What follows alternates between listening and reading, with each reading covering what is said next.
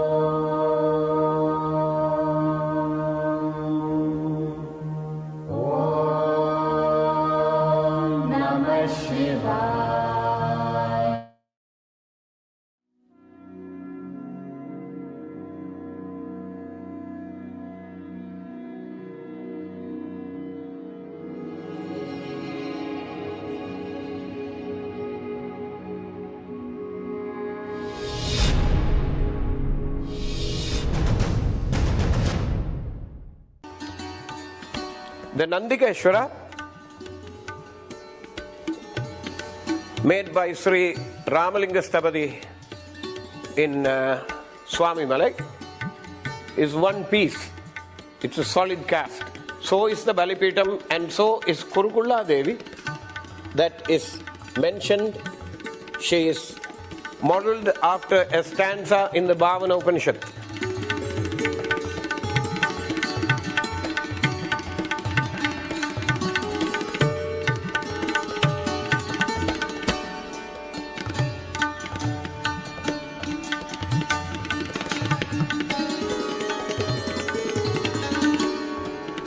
In the Dattatreya Sthalam here, the Moola Murti is from Orissa, is made of soapstone.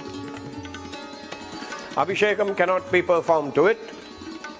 Therefore, a Dattatreya Murti was made to order by Masilamani Stapati in Chennai.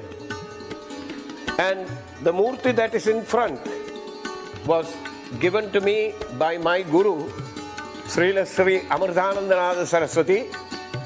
It has come through the lineage.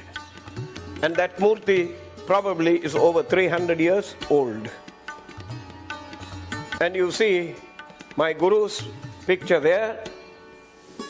And behind that is Siva Satchidananda Mataji, a disciple of Swami Shivananda Saraswati Maharaj. And in front of it is a picture of my mother. The Ardhanarishwara Murti was made by Rajan Stapati in Kumbakonam. This was the Murti that was used before the temple was built here. We performed a Lalita Sahasnama Koti Archana, and this was the Murti that was used. And the Durga in the temple that stands guard usually outside was presented to the temple by Puja Sri Madhyoli Saraswati Devi.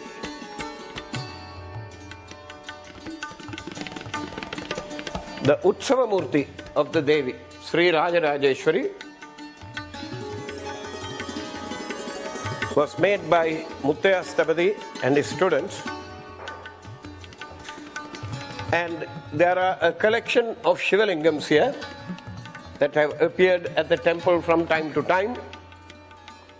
All these shiva lingams are there, they receive regular worship, and included in them is a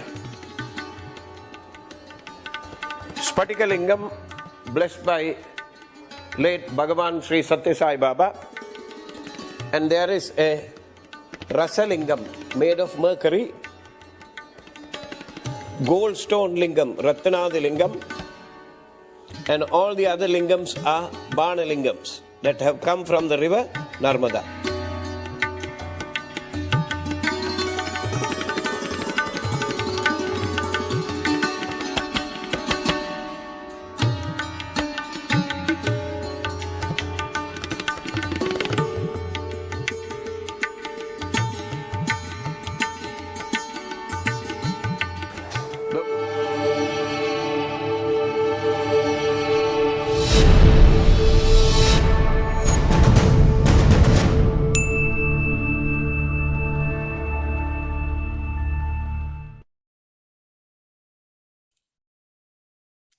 Sri Matre Namaha. Namaskaram, everyone.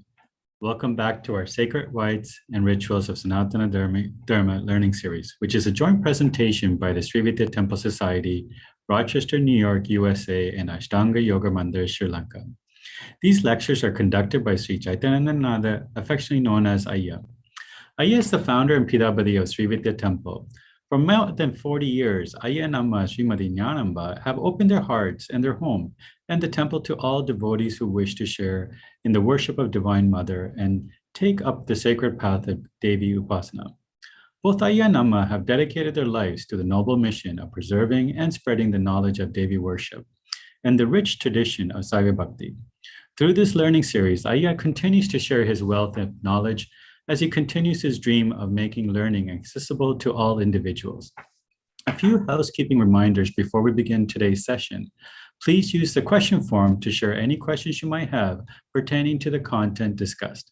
For those viewing our live stream, our question form can also be found on our webpage, which is srividya.org/AYM-lectures. At this time, we will hand it over to Ayya to begin our session.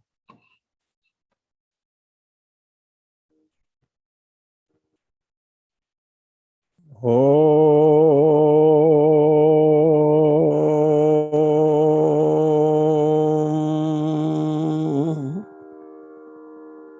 Hamsa Sivasoham Hamsaha Hasakafrem Hasakshamadavaryom Hasaum Sahakshamadavaryim Sahau Swarupanirupanahetave Swagurave Sri Annapurneshwari Amba Sameda Srila Sri Amritanandanada Saraswati Mahapattaraka Sri Guru Sri Padukam Pujayami Tarpajami Namaha. My humble pranams to my esteemed Guruji, Srila Sri Amritanandanada Saraswati of Devipuram, India. I prostrate before him and pray to him that he sit on my open heart lotus and speak through me. We had begun a couple of weeks ago the topic of Abhishekam. Just to recap, of the rituals that are performed inside a temple, Homam, Abhishekam, Arichanam are the ones that give a devotee the maximum benefit in that order. Homam, because the powerful mantras along with the byproducts of complete combustion of the various herbs and other dravyams that are added in the sacred fire with the mantras spread through the ether and reach quite a distance, quite a radius from the temple. The second most powerful ritual is the Abhishekam. It is said that with the Homam, with the Havan, with the Yajnam, 80% of the grace is obtained. With Abhishekam, 60% is obtained. With Archanam, 40% is obtained. Depending on the time, the timings and the situation and the placement of these rituals during the day in the temple, the devotees can obtain major benefits. Abhishekam, properly called Abhisekshanam, that is the proper word from the Agamas. Abhishekam mostly is done inside the sanctum. And if there are Utsava Murtis, processional deities, they can be worshipped outside. They can be bathed outside. Abhishekam is to bathe the Murti. Now, in a Garbhagraham, which is usually a confined space, in a Dravidian temple, it will be granite, invariably. And ideally constructed, it could be a cube. And the Murti is installed in the center. We went through this before. If you join the opposite ends of the cube, the lines will pass through the center. And whatever Murti that is being worshipped, if those lines pass through the Anahadam area, the heart lotus of the Murti, grace and love from the Murti will be felt very strongly in the temple. If it passes through the Ajna Chakram of the deity, sharpness and intelligence is bestowed on the devotees that are there. And then there are variations as to what articles can be used. Mostly the Agamas talk about Patram, Palam, Pushpam, Toyam. Patram, Palam, Pushpam, Toyam. Patram is leaves, things like bilva leaves. We saw this last week. Palam, Ridu Palam, Ridu Patram, Ridu Pushpam. Ridu means season, especially in the temperate climates, where the seasons are much more pronounced than they are in India and other tropical countries. The fruits that are obtained in that particular season can be offered. And fruits and flowers and leaves that are obtained during this time can be offered. So if the Agama is correct, somebody asked me the question, is it proper to offer evergreen? Fronds of evergreen. Of course it is. If the Agama is correct, it says Ridu Palam, Ridu Patram. You can offer it. Now, when we are talking about a Shiva lingam inside the sanctum, whether it is a Banam, or whether it is a Swayambhu lingam, or whether it is a Kriya lingam, when the worship is done, it should not be bathed, or Abhishekam should not be performed to that lingam without at least a flower and a vastram. These are important. Usually, about 200 years ago, nobody was permitted to see the Abhishek. Even to this day, you may be able to, even if you pay 10 million rupees, you cannot see the Abhishekam in the Meenakshi Sundareswar temple. Abhishekam performed to the mother, you cannot see. Because she was an empress and she took birth on this earth, and she is a queen, nevertheless, and therefore nobody is permitted to see how she bathes or when she bathes. That tradition is still being followed. Like I said, about 200 years ago, you were not allowed to see anything. No Abhishekam to any Murti. And in some temples, they will place the curtain, they will pull the curtain and perform the Abhishekam behind the curtain, and then once Alankaram is done, the decoration is done, it will be open to the public. In a Shivalingam, Usually, it is customary to place a ring of flowers strung together in the form of a garland or charam and placed on top of the lingam. This garland or this ring of flowers is called indam, Indam. And without that, you are not supposed to perform Abhishekam to the Shiva lingam.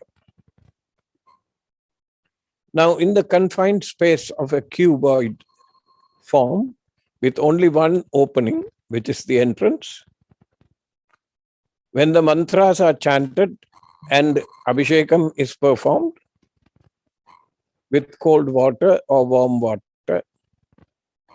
there is a lot of water vapor inside that chamber.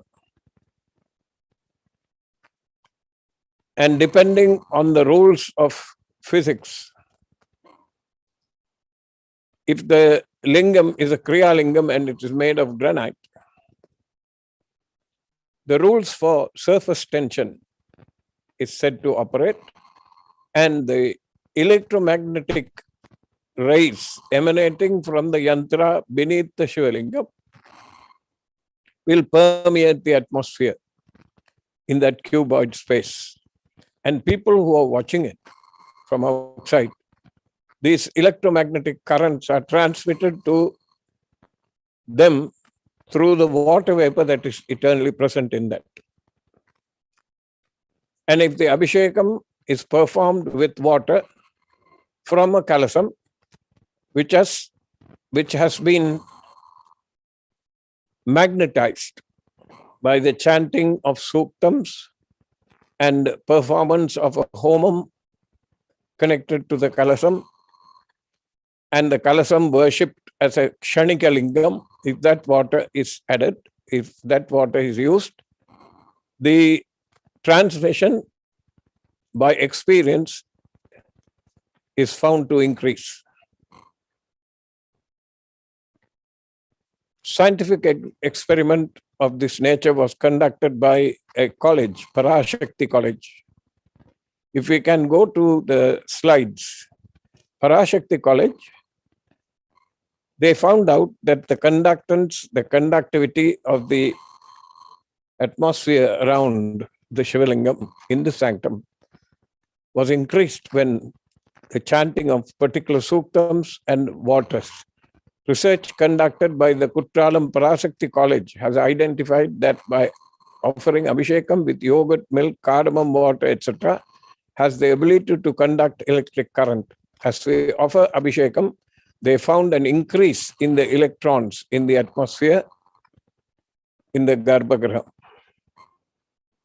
See, and you can see when you download these things, please read through these things.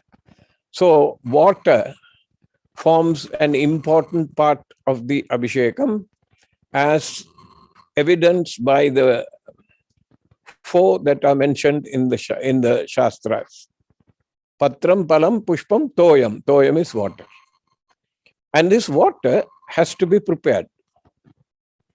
Now, how do we prepare this water? This is a question.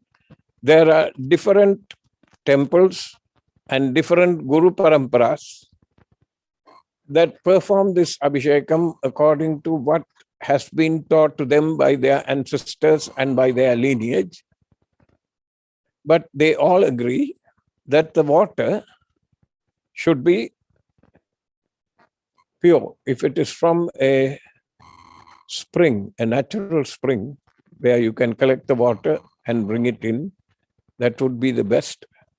And you have to add perfumed materials in the water. Vetiver, for instance. We have known that if you take about 10 kilograms of vetiver and subject it to an enormous amount of pressure, about half a teaspoon to a full tablespoon of an oil will be obtained. What is so special about this oil? you may ask? This oil, apart from it being very highly perfumed, a drop of it, if it is rubbed on the surface of the murti that is in the sanctum, by experience, over hundreds of years, they have found that it enhances the absorbing power of the mantras that are being chanted around it.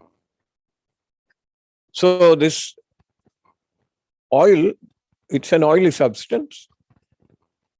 Once or twice a year, if the original vetiver oil is available, is applied to the murti to increase its absorbing power. So usually what they do in temples is that this vetiver will be in the kalasam, soaking in the cold water, to which they would add edible camphor. Powdered edible camphor is added, especially during Kumbha Abhishekam rituals, and a mixture of several herbs and spices are added. A mixture that the Devi that was among us in the graceful form of Sri Madhyoli Saraswati of the Nandalala mission, she taught us that we should have as a very potent mixture. The mixture should contain very slightly roasted cloves that have been ground to a powder, slightly roasted cardamoms to be ground to a powder. The cloves to the cardamoms should be 1 part of cloves, 2 parts of cardamom. Then raw camphor and saffron. The pure saffron, if you can obtain that. And vetiver. It can be cut into very small pieces and added to the water. And then, of course, turmeric, a particular type of turmeric which is called kasturi manjal, has to be added to the water. And kasturi manjal and this mixture of cloves and other spices can all be added into the water along with the saffron. The usual practice is that because saffron is very expensive, they will add a little bit. I am a little bit more, let us say, a little bit more greedy to get this water charged up quickly. So I would add as much saffron as I can.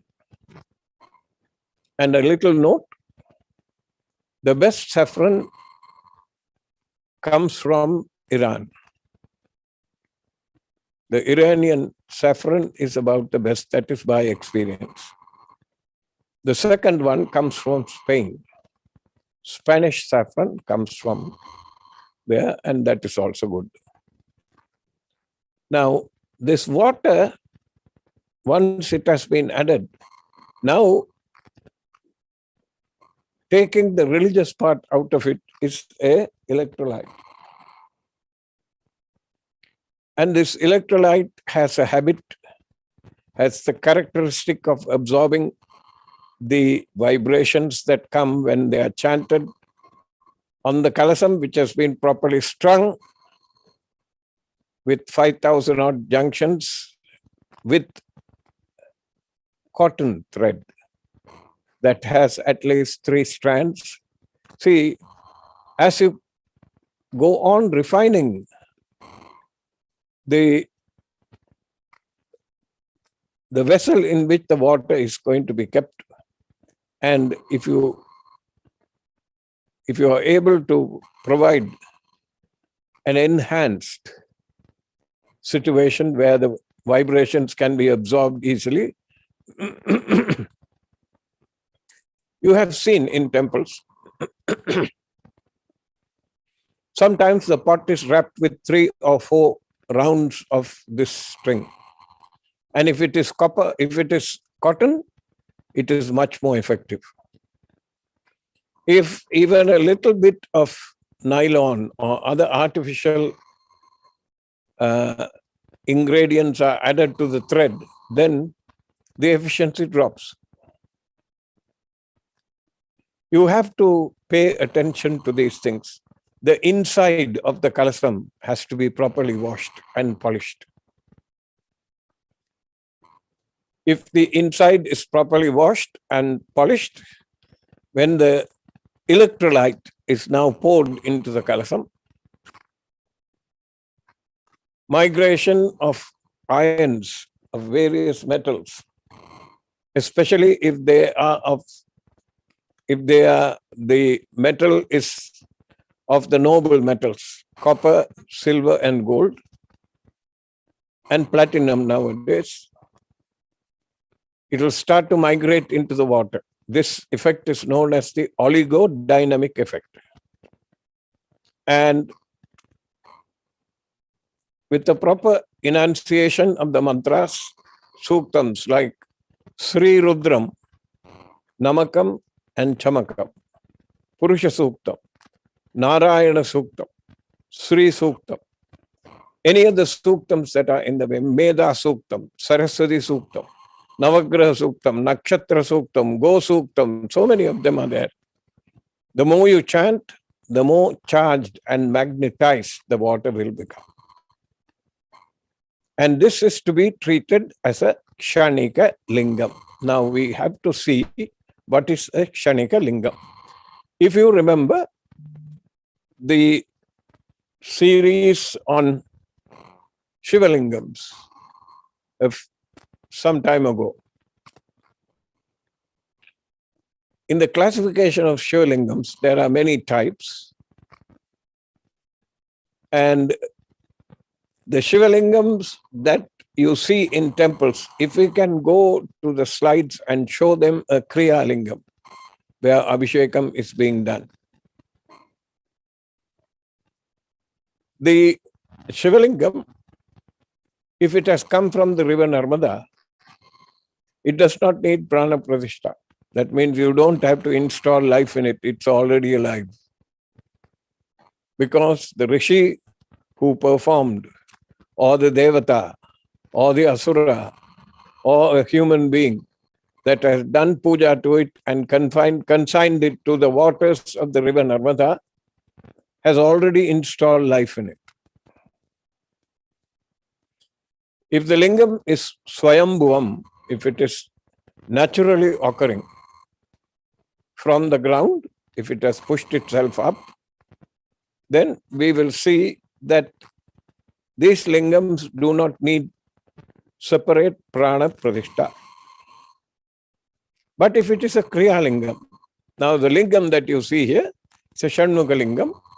If you notice, the Avudayar has 6 folds, 3 below and 3 above. Similarly, a stone lingam can be made like this in temples. And usually, in most of the Shivalayams that I have seen in this part of the world and sometimes even in India, the Shivalingam is made of 1 stone. Now, this is a Spatika Lingam, and the Spatika Lingam is now the same lingam has a gold kavacham. If we can show a Shivalingam that is made of stone, the proper way of making a stone lingam, these are called Ratnadi lingams. These are semi-precious stones. Tiger's eye, onyx, gold stone, then blue gold stone, emerald, and jade. The emerald lingam that you see there, if you take away and if you analyze the chemical composition, it's called malachite. And the jade lingam. These are Ratnadi lingams. Can we show them a granite lingam? Usually, the proper way to make a granite lingam is the lingam style, which is the cylindrical portion that you see above the avudaya, the yonipitam. That is a separate piece. What is above is called a Rudra Bhagam. And inside the avudaya, this is a Bana lingam. And the Bana lingam has come from the river Narmada, and this avudaya has been made. That is, the yonipitam has been made from granite. This is not the one that I'm looking for now. It has to be a granite lingam. Both the Shiva lingam and the yonipitam are both granite. That Shiva lingam, what is inside the avudaya, will be having 8 sides, an octagonal shape. And below that, an equal portion will be inside the ground, which is square. The one in the ground is called Brahma Paham. What is in the avudaya will be called Vishnu Bhagam, and what is above the avudaya is called Rudra Bhagam. This is the way it should be. Now you see this. This is a Kriyalinga. Now, the interesting thing is, if you make it out of one stone, this Shivalingam portion and the Yonipitam portion will be made from one stone. It will be either male or female. So you have already violated the principle where the Shivalingam has to be from a male stone and the Shaktipitam has to be from a female stone. Now, if it is properly constituted, if you are going to have a single stone lingam, already you know that the response that that Shivalingam is going to give you is limited. I will give you an example of a Shivalingam that is made from one stone. People in Canada, if you go to Pickering, there's a Shivalingam in the Pickering Temple, which originally was in another temple, I'm told, is a Kriyalingam, and it's made from one stone.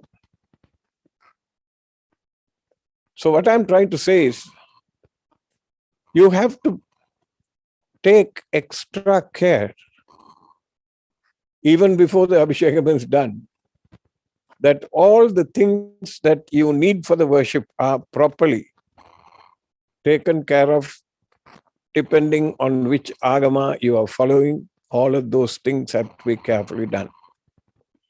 When you have a kalasam, for instance, with only about 5 strands of the nadi sandhanam, which it is called, the nadi has only 5 rounds around the kalasam. How much of the transmission will be there? At best, it will be minimal. The usual rule is you've got to have at least 72 rounds, representing 72,000 nadis, and something like 5,245 intersections and junctions. These are called marmas and sandhis. So, you know, even before the Kalasa Tirtham can be magnetized, there are so many steps that you have to take care of to make sure that you get maximum results for your effort. So the Pradhana Abhisheka Dravyam is now water. And like I told you, in several temples, 200 years ago, you couldn't see the Abhishekam. Now they permit you to see the Abhishekam. And usually the water is poured on the Shivalingam, not from the Pradhana Kalasam, but from other sources. that water also has to be perfumed, has got to have perfumed articles in it. At least cardamom powder has to be added, and a little bit of raw camphor and saffron. Only after they pour the water on the lingam, they will open it. And there are orders. Now, I have read that in a Shiva lingam, in a Shivalayam, Abhishekam has to be done for 24 minutes. In some Shiva temples, that Abhishekam is done for 48 minutes. This is what I read. I have been researching why 24 minutes. Why does it take 24 minutes? And what is the rule that says that it has to be 24 minutes, not 25, not 23, but 24 minutes? Otherwise, you have to double it. Now, here is the question. During Arudra Darshanam, if you go to Chidambaram and watch the Abhishekam being performed, that Abhishekam will begin somewhere around 12 o'clock and keep going till 4 or 5 in the morning. So where is the role there? Is there an exception given to certain temples? And very often, if there's a Sanghabhishekam, that Abhishekam will not finish in 24 minutes. So these are questions that the listening audience should note down and make sure that you do your own research. Don't take my word for it, but this is what I have been reading. Now, in special Abhishekams, if one sponsors, let us say, 1008 Sanghabhishekam, how long will it take before the Shankams are poured on the thing, on the Shivalingam? How long will it take? And remember, a piece of vastram, clothing, has to be covering the Panavattam or Avudayar or Yonipitam. And a ring of flowers must be placed on top of the lingam. Remember, I told you about an indam. That indam has to be there. Without the flowers, you are not supposed to be doing Abhishekam. So in most cases that I have seen, it seems to be that the priests take a liberty of their own, and then they start performing the Abhishekam with so many materials. Then there is a specific order of materials that can be used for Abhishekam. Can we please go to the slides from the beginning? Abhishekam, preparations for the Abhishekam.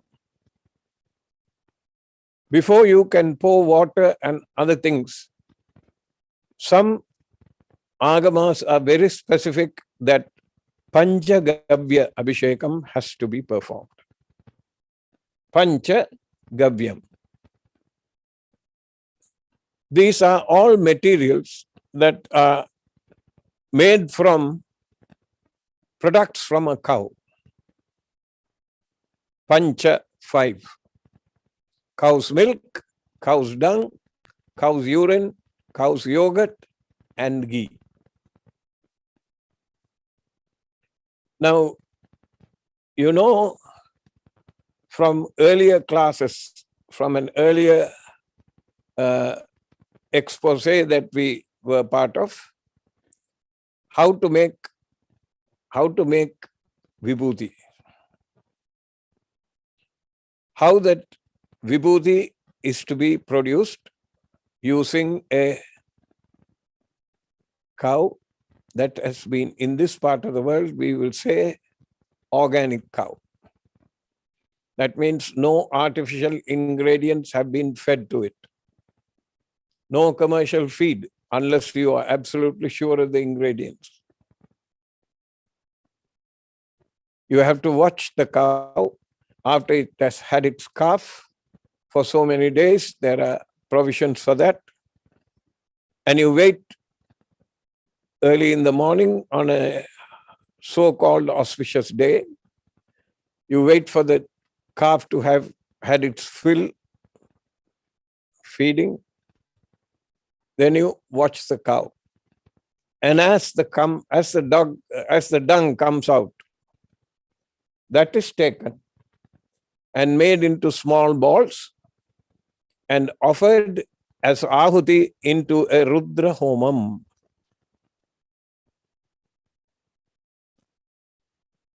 That means if you are going to do a Ekonna Saptadadi Rudra Homam, 169 ahutis have to be performed with this. So, small spheres of cow dung have to be put in the fire for each ahuti. And you have to wait until the fire has completely gone out, completely burnt, thorough combustion. And the ash is collected and sieved 5 times through different sieves having successive smaller and smaller and smaller pores. After the 5th sieve, that ash is taken and natural perfume is added. Natural perfumes can be added. Things like javad and other things are usually used. Arakaja, javad, punuhu, all of these. And that is to be stored in the hollowed out shell of a ripe bilva fruit. And it has to be stored for some time before it can be used. And in some places, they would add a pinch of raw camphor that has also been powdered to a talcum powder-like consistency.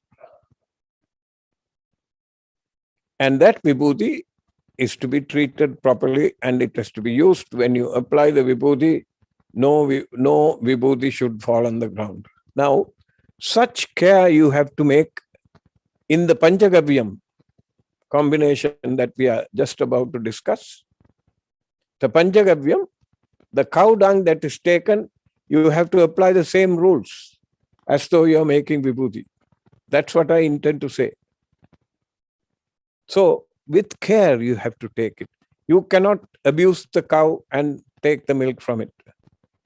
You have seen, whether it is in India or other places, in this part of the world, they don't do that. But in India, if it is a little bit antsy and reluctant to give milk, they'll beat the cow. You can't do that. And if you are going to get Panchagavyam from a cow, there are particular types of feed, leaves that you are supposed to feed it. See, one of them is jackfruit leaves. Another type is called glyceria. Kilivai in Tamil. I don't know what the English name for it is. Glyceria. And another thing that you can feed the cow is, if you want to get a good supply of milk, after you split open a jackfruit and you have taken the fruity part outside it, you give the balance to a cow to eat. They'll relish it. They love it. And you have to keep feeding the cow for about 2 weeks before you want to take the milk from that. So, once that milk is taken, you know that the ghee and the yogurt and the milk all come from the same source. And even the gomutram, the urine from the cow, you have to observe the same rule as you would observe for taking the cow dung. That means you wait patiently until the calf has had its fill and you collect it. Questions? If you are watching the Abhishekam and someone else performs the Abhisheka, do you receive the same benefits as the individual performing that Abhishekam itself? If you are watching the Abhishekam and someone else performs the Abhisheka, do you receive the same benefits as the individual performing the Abhishekam itself?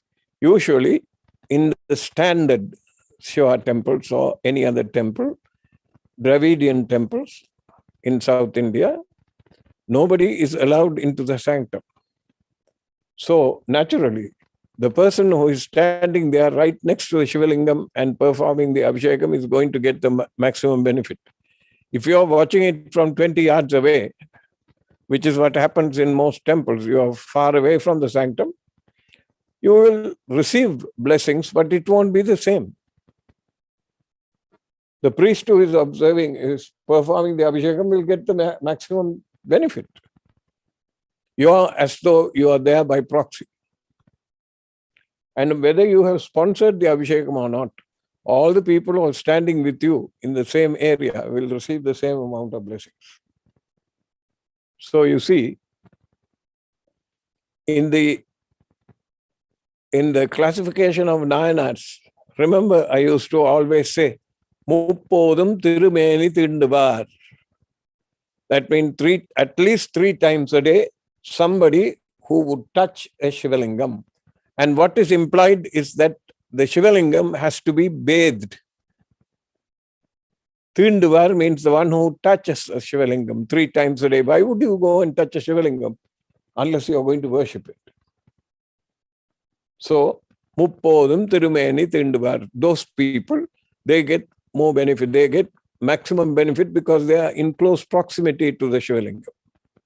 Next question. So if you don't know any of the mantras, what can you chant while doing Abhishekam? I won't say that if you don't know any of the mantras. If you don't know any of the mantras, what can you chant while doing Abhishekam? I won't say people don't know mantras. Om Namah Shivaya. That's a Maha Mantram that is common to everybody. Unless you are, somebody consuming beef and pork and other stuff, which I am understanding from talking to a young lady yesterday. I realized there are people born and brought up in India in traditional families who have moved to the United States for education. I'm told, even with the sacred thread still on their bodies, they eat beef. What kind of training they have received at home, I do not know. And for a Shiva devotee, that is a no-no. You will be committing a cardinal sin. If you are such a person, don't chant any mantras because it is going to magnify all the negative qualities that you have.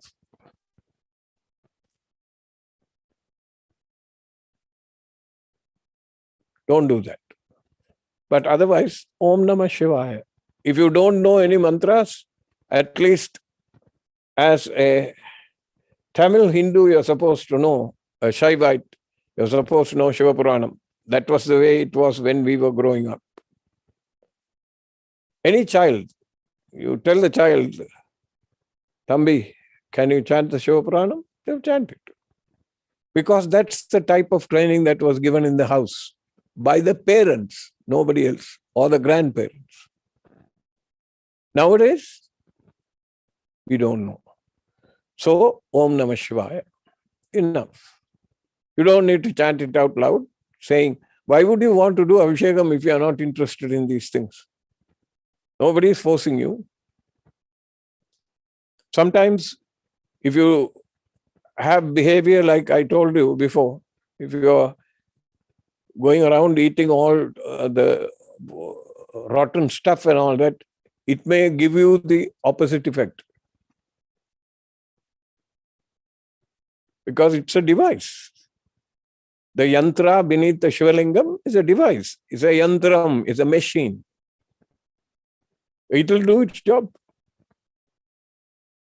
And all the negativities in you will get magnified and then you will have trouble. Next question.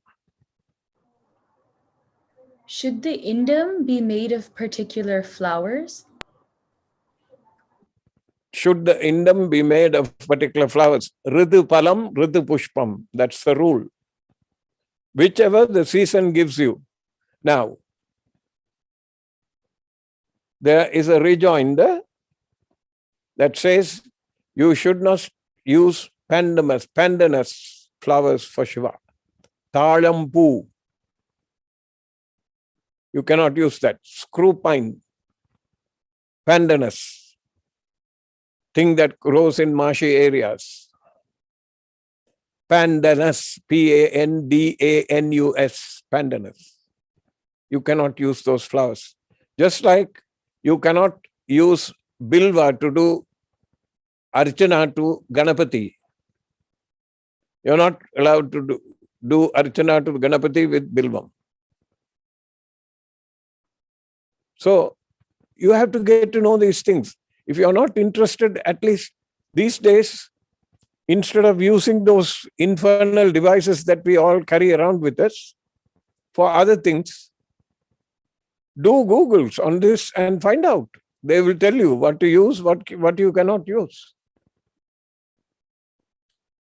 So it does not matter. If you live in temperate countries like here, let us say you live in Alberta, in Canada. Height of winter, what can you get? Of course, these days they'll fly the flowers from Florida to Alberta. And you can walk into a supermarket, buy whatever flowers you want and come and use it.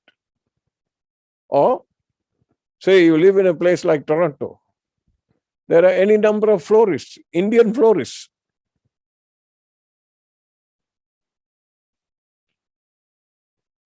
So, Ridu Palam, Ridu Pushpam.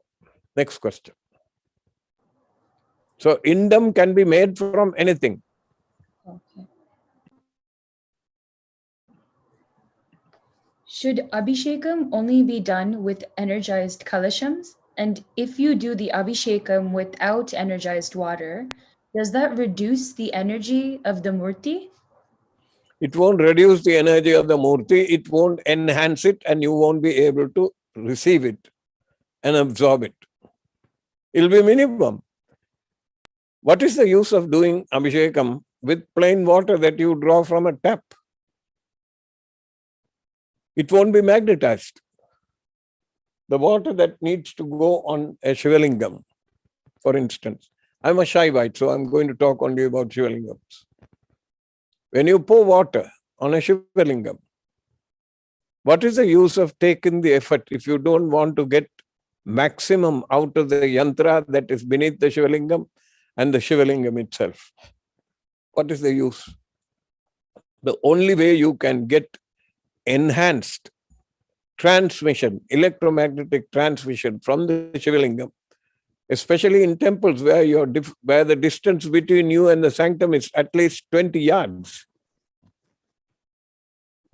You have to use an energized kalasam, and the water has to be magnetized, where it has absorbed.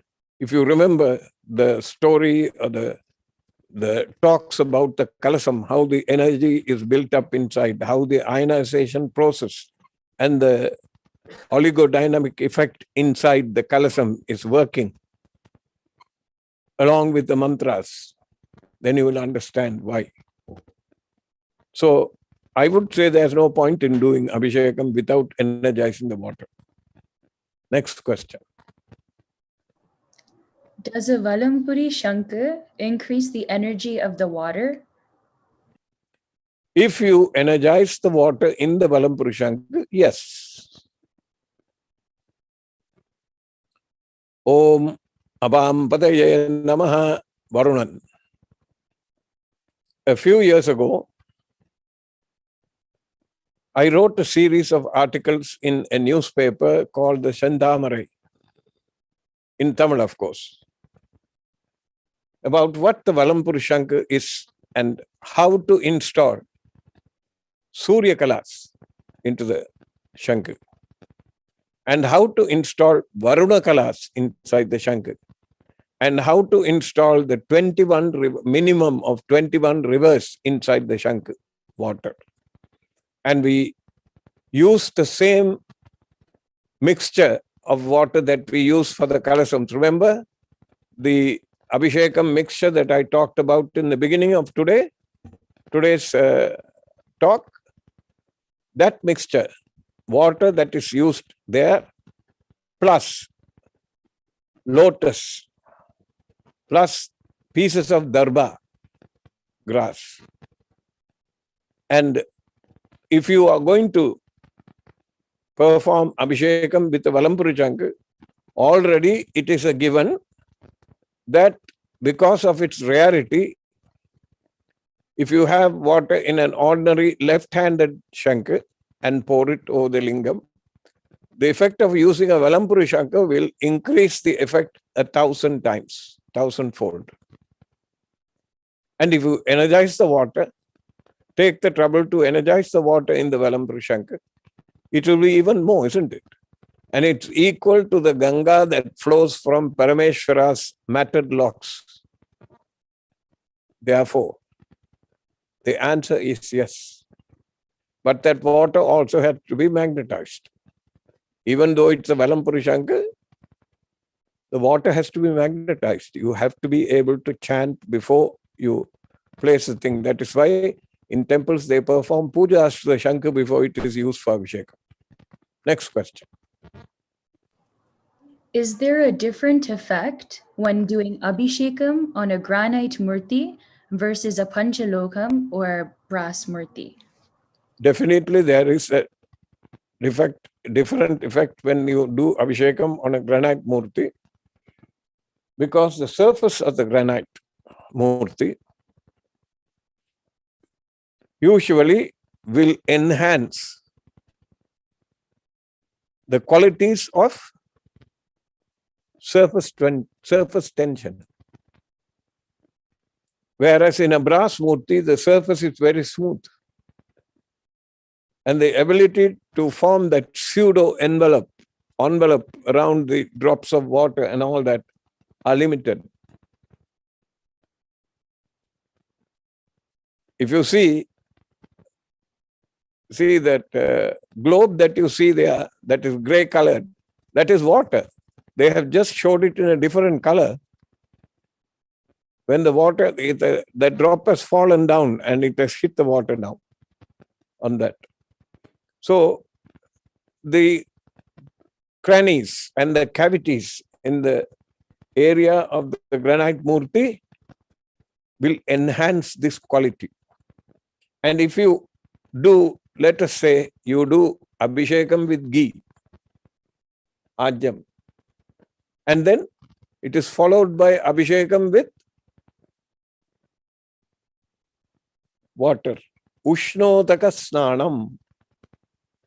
Ushnotaka snanam means warm water. Two things will happen. It will wash a certain amount of the ghee away from the murti's surface. And the other thing, it will, whatever ghee that remains between the crannies and the cavities of this surface of the granite murti will enhance the surface tension of whatever that you are going to pour afterwards. Yes, in the Arudra Darshanam in Chidambaram, the Abhishekam is done to a gold Nataraja. It's 4 feet tall. An absolutely gorgeous thing that if you want to see the statement, milk and honey and ghee flowed like rivers. Go there. That's what you'll see. Potfuls of ghee are poured, potfuls of all the other dravyams of honey and everything are poured, and it will flow like a river. Next question. If the water touches the hand before reaching the murti, does that become like Tarpanam, where you're transferring your karma to the murti? If so, is this good or bad? Even in temples, I have seen, even with trained priests, they put their hand in front of the whatever that they are offering. That is a no-no. It should not touch your fingers before it touches the murti. If it does touch the fingers, then you are transferring your collective electromagnetic energy onto the murti. It must touch the murti straight. You should not put your put your fingers there, even if it is milk or any other dravyam. That is my rule of thumb. I would not like to place any part of my body before it touches the murti. Next question. I think we are done for today.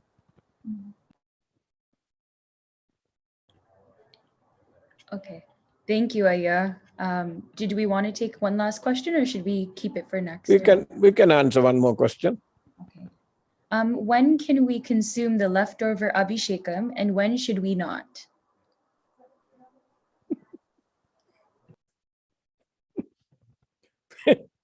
When can we consume the leftover Abhishekam, and when should we not? Why do you want to have anything left over from the Abhishekam? If you offer a pot of milk, the pot of milk should be offered completely. Whatever flows from the murti, you're asking me, what can you take from the Abhishekam? Usually, you should not, N-O-T, take any offering of milk on the murti.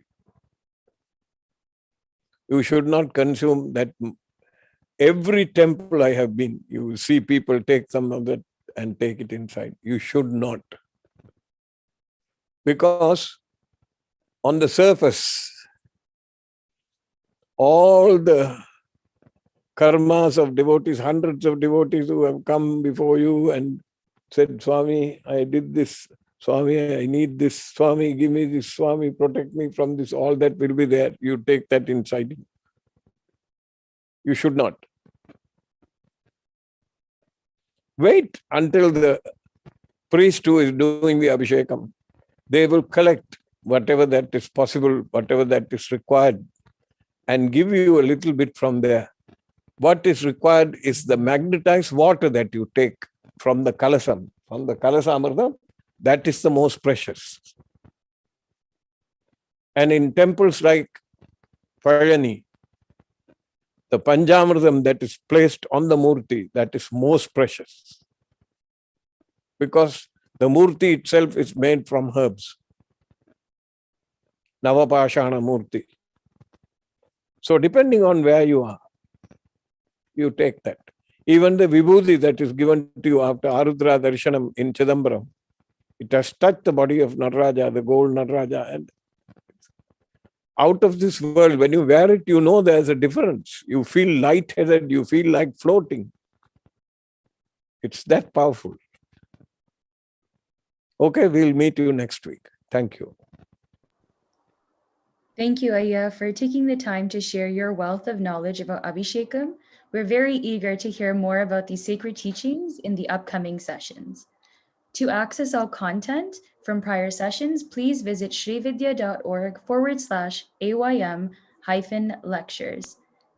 Thank you everyone for joining us for today's session. At this time, we will hand it over to Vyasa Uncle from Ashtanga Yoga Mandir to begin our yoga session.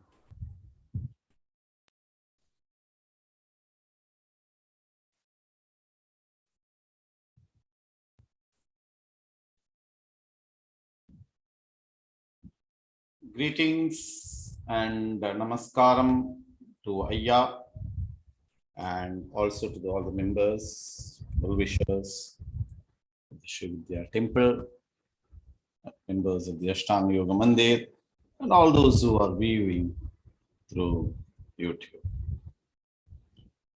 So we have been practicing various practices to enrich, enhance, and one of the most important practice is, as Ayya was speaking in detail in an elaborated way about the Abhishekams, about the temple worship. So what is most important, there is also a practice that once you complete your darshan, that is, once you finish your pujas, you are supposed to sit in one place and do your japa. There is also a system that when you go to a temple, one of the most important breathing practices which can be done without disturbing the others, there are like inside the temple, you can do certain breathing practices. Outside, you can do certain breathing practices. But generally inside, we only mostly do two practices. One is the Nadi Shuddhi. The other one is the Brahmari. Any of the practices like Kapalapati or Bastrika or Sitali, Sitkari, we don't do it inside the direct premises of the temple. Valividi, there is like outward areas, there you can do that. Because the reason is there is a different type, sometimes there is a phlegm or some particles can come. So we don't do that. So one of the practices which can be done, which should be done, is that you can do the Nadi Shuddhi practice. But in the Nadi Shuddhi practice, generally inside the temples or in a holy place, basically when you do the Nadi Shuddhi, if you can add a mantra. Some people, most of the people, they do the Gayatri mantra.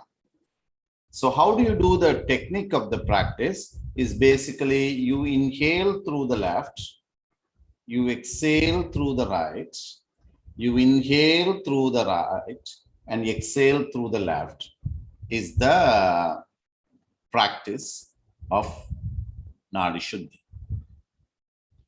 Those who are doing the Gayatri, you can do one Gayatri of inhalation. You can do one holding of Gayatri, one exhalation of Gayatri mantra, one inhalation of Gayatri mantra, one holding of Gayatri mantra, one exhale. So it's called as a Shama Vritti Mantra Pranayamam. There is a ratio is equal. Same way, you can also use the Maha Mantra, like as how Ayya was telling about when you do the Abhishekams, you can do the Namah Shivaya mantra. Same way, when you are doing, the person is having a shorter breath, that is those who are not able to take much breath, or those who come from who takes the Shaiva Sampradayas, you can do the Namah Shivaya, but that Namah Shivaya mantra, you can use the how many times. So in one inhalation, you can use either one inhalation of one mantra, or you can use three, depending on your capacity. So you can do 3 mantra inhalation, 3 mantra exhalation, 3 mantra inhalation, 3 mantra exhalation. So when you do that, what happens is the prana is a formula. Like how we have energy knots in the body, we have the capacity and the potentiality to create that energy knots, the prana knots, the prana potential. 2 things happens. One is you already activate the energy knots, you have the ability. The second one, you create the energy knots. When you create it in the energy knot, it's like a capsule. So whenever you want, you can use it. Now, for example, we do these arm practices. So when we do in Adi Mudra, you hold it, you do these practices. Why we do these practices? Sometimes a lot of people have a weak elbow. So we do certain practices. So when you do that with the Adi Mudra, with the specific breathing, there are lots of energy knots in these positions. Like sometimes we do this in a common way. But in the yoga tradition, we take it in the Adi Mudra, hand is like this, you hold it, and then you start doing it in this position. So when you do it in this position, what happens? You start activating in the energy knots for the utility. So mostly when we do the corporate yoga, we teach them because they won't have much time, whereas they work a lot. So it's better that you teach them some practices where the energy knots gets activated here, here, here, and in this region. Same way, these are activation, utilizing the energy knots. The same way, we also have to build up the technique of creating the energy knots. That is where the mantras plays an important role. So how will you do? You will take a deep inhalation. And then you will slowly exhale. Then you will take a deep inhalation. And then you will slowly exhale. So there are variations into these techniques, which we will discuss in the next session. We'll complete the sessions, the Shanti Mantra.